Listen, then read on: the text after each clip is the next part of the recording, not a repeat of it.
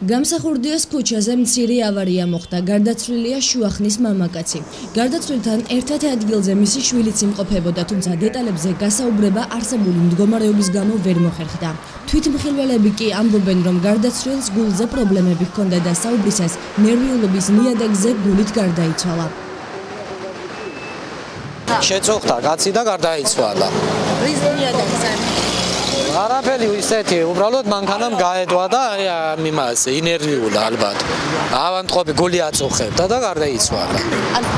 რაღაც შელაპარაკების გაუსვა მანქანამ და მე შელაპარაკების მიზნით მას გული გაუსვა რაღაც ნერვიულობით ნიადაგზე. არ ვიცი ზუსტად ახლა. როგორც ცნობილია, გარდაცვლილი სამხარაულის ექსპერტიზის ბიუროში იქნა გადაყვანილი. შინაგან საქმეთა სამინისტრო მცირე ავარიის ფაქტს ადასტურებს, თუმცა არა შეკამათებისას. გამოძიება 115 მუხლით მიმდინარეობს, რაც თავის თვითმკვლელობამდე მიყვანას გულისხმობს.